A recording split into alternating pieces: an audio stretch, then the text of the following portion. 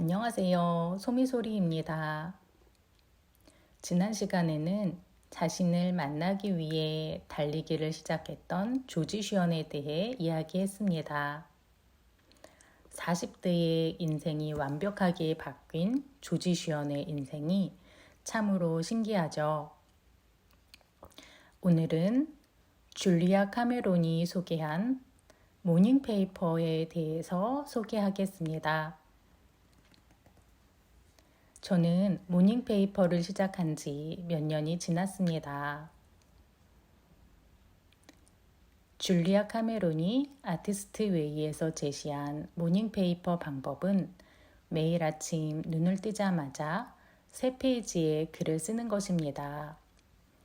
이른 시간의 글쓰기는 무의식을 의식으로 길어 올리는 힘이 있다고 합니다. 저는 아침에 일어나자마자 쓰지는 않고 아침에 해야 할 루틴한 일들을 마치는 대로 글을 씁니다.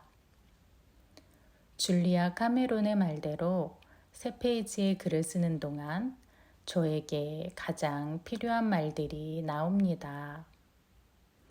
가장 시급하다고 생각하는 일, 마음을 빼앗긴 일, 그리고 그와 관련된 사건, 사람들, 시간이 줄줄 나옵니다.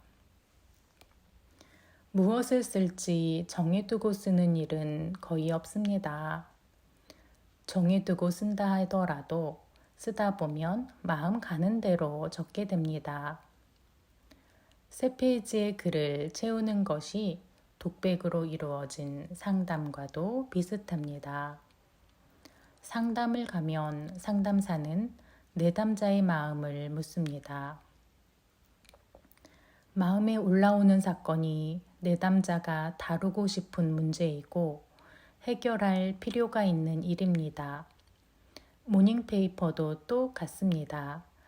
나에게 묻고 내가 답하는 방식으로 글을 씁니다. 묻기는 하지만 정답이 나오지 않는 경우도 있습니다. 사실 정답이 없는 문제들이 다반사니까요. 가만히 내 마음이 그리는 그림을 적어냅니다. 그러다 보면 생각지도 않은 아이디어가 나오고 나 스스로를 객관적으로 바라보게 됩니다. 모닝페이퍼는 지극히 주관적인 글쓰기지만 주관적으로 쓴 글을 바라보는 나는 쓴 글을 바라보기에 타자인 독자가 됩니다.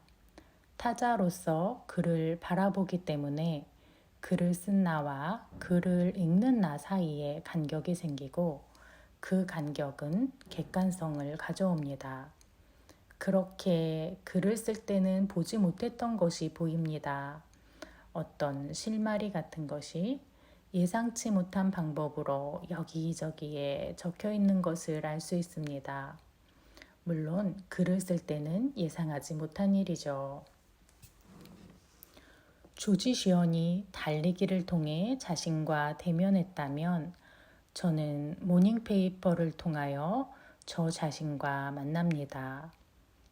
모닝페이퍼를 쓰지 않아도 자신의 마음을 잘 들여다볼 수 있는 사람이라면 상관없지만 평소에 자신의 마음에 별로 신경 쓰지 않는 사람이라면 모닝페이퍼는 불안과 불만을 잠재우고 자신의 마음의 소리를 찾는 데에 효과가 있습니다.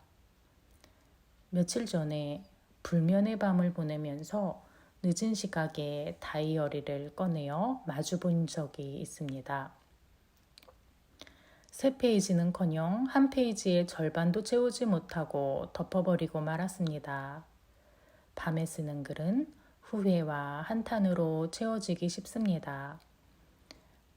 하지만 아침나절에 쓰는 글은 그날의 이정표가 되어줍니다. 밤에 쓰는 글에는 아쉬움이 드리웁니다. 늦은 밤에 다음 날 아침을 기대하며 글을 쓰는 것은 쉽지 않습니다.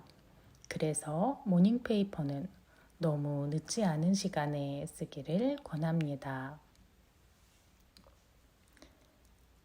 여러분에게 여러분 자신을 들여다볼 수 있는 시간은 언제인가요?